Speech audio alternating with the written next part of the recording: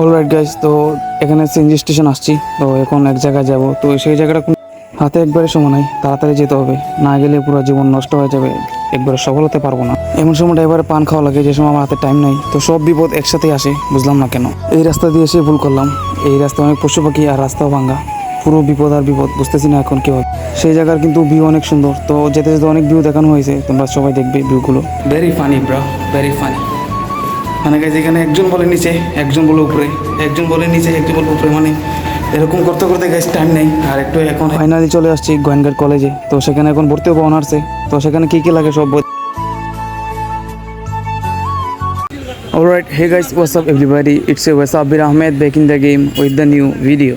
তো গাইজ আমরা এখন আছি সিএনজি স্টেশন। তো সিএনজি স্টেশন থেকে এখন যাবো আমরা গোয়েনঘাট কলেজে। তো সেখানে আমার অনার্সের সিট পড়ছে, তো যার কারণে এখন যেতেছি ভর্তি হইতে।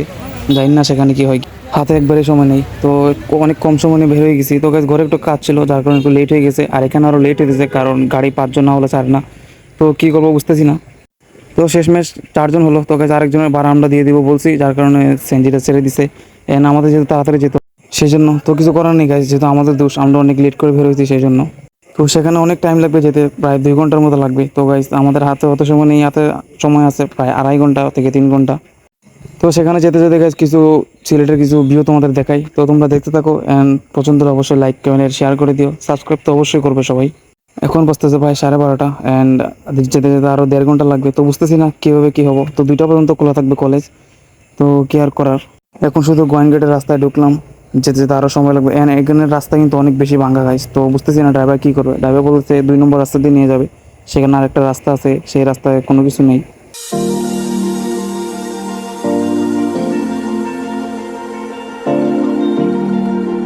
এয়ারপোর্টের সামনে দিয়ে যাচ্ছিলাম, তো দেখি গেছে এখানে অনেক মানুষ ভিড় করতেছে শুধু প্লেন দেখার জন্য। সেখান থেকে প্লেন দেখা যায়, অ্যান্ড এয়ারপোর্টের ভিতরে দেখা যায় সেই পাহাড় উপর থেকে। আমি চেষ্টা করবো তোমাদেরকেও প্লেন দেখাতে, কারণ গাছ এর আগে আমিও প্লেন দেখিনি, একবার দেখছিলাম। তো এখন যেহেতু যাইতেছি, যদি দেখাতে পারি অনেক ভালো, না দেখতে পেলে আর কপাল খারাপ, কিছু তো করার নেই গাছ। আমি অনেক চেষ্টা করছি দেখানোর জন্য। তো এখানে হচ্ছে সব বড় বড় ট্রাক যেখানে এখানে থাকে, তো এখান থেকে পাথর নিয়ে পড়ে যায় সিলেটের দিকে। তো এই জায়গাটার নামটা আমি ভুলে গেছি, নামটা মনে পড়তেছে না। তো আমরা এখানে আসলাম, প্রায় অনেক দেরি হয়ে গেছে। তো গাইজ ড্রাইভার কিন্তু অনেক ভালো ছিল, অনেক জোরে জোরে টানতেছিল। আর আমরাও বলছি গাইজ আমাদের টাইম নেই একবারে, আর কিছু সময় আছে। তো এখান থেকে শুরু হয়ে গেছে ভাঙ্গা রাস্তা। গাইজ ভাঙ্গা রাস্তার মধ্যে যদি কেউ যায় কোনো জায়গায়, তো অবশ্যই পেট খালি রেখে যেতে হবে। তো সেটা খুব জরুরি। যদি কেউ গোয়েনঘাট, বিছনাকান্দি এবং কোনো জায়গায় ঘুরতে যায় সাদা পাথর, অবশ্যই পেট খালি রেখে গাইজ গাড়ির মাঝে উঠতে হবে, নয়তো অবস্থা খারাপ, বিশেষ করে সিএনজি। কারণ গাইজ এখানে রাস্তাঘাট এমনভাবে ভাঙ্গা, ভিতরে যেগুলো বাসা থেকে খেয়ে আসবে সব কিন্তু বের হয়ে যাবে। অলরেডি গাইজ একটা হয়ে গেছে। অ্যান্ড আমাদের কলেজ খোলা থাকবে 2টা পর্যন্ত, গোয়েনঘাট কলেজ 2টা পর্যন্ত খোলা থাকবে, যেটা আমরা খবর নিয়েছি। তো গাইজ বুঝতেছি না কী হবে, যদি গিয়ে না পাই, অবস্থা খুবই খারাপ হবে গাইজ। এত কষ্ট করে চান্স পেয়েছি, অ্যান্ড এটা কিন্তু 2য় বার করে গেছে আমি চান্সটা পেয়েছি। তো দেখি পাওয়া যায় কিনা। আমি তো গাইজ শুধু ভয় পাইতেছি, যদি গিয়ে কলেজটা খোলা না পাই, আমার যাওয়া পুরো ব্যর্থ হবে, কারণ এত টাকা ভাড়া দিয়ে যাইতেছি। তো আজকে আমার ব্লগ করার ইচ্ছা ছিল না, যেহেতু গাইজ এত দূরে যাইতেছি, তো তোমাদেরকে দেখাই ভাবলাম, সেজন্য ব্লগটা করা আজকের। এমনিতেই হাতে টাইম নেই, এর মাঝে আবার ড্রাইভার পান খেতে গেছে, গাইজ মেজাজটা অনেক খারাপ লাগতেছে। তো কী করবো বুঝতেছি না, মেজাজটা গাইজ অনেক বেশি খারাপ, কারণ এমনিতেই টাইম নেই আর অনেক গেছে পান খানি।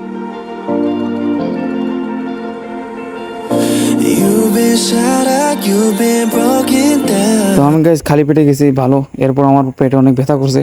তো এটা যে সবার জন্য থাকবে, যে সবাই খালি পেটে যাবে সেই দিকে গেলে, গোয়েনঘাটের রাস্তায় গেলে অনেক অসুস্থ।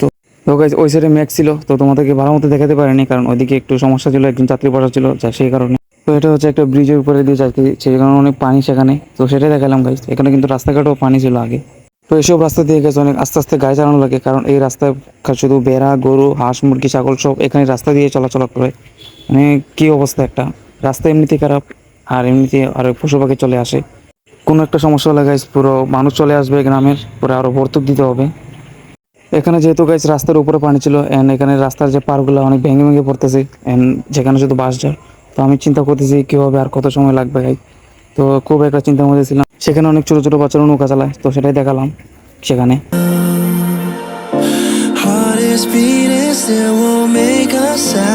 সেখানে রাস্তা পারের অবস্থা খুবই খারাপ, তো সেখানে টমটমও চলে। তো কিন্তু শহরে কিন্তু টমটম চলে না, তো সেটাকে ওভারটেক করতে গিয়ে কিছু সমস্যা হলো। তো সেখানে অনেক বেশি মহিষ চাষ হয়, সেখানে রাস্তাঘাটে গরু থেকে মহিষ বেশি দেখা যায়, যেহেতু গ্রাম অঞ্চল সেই জন্য।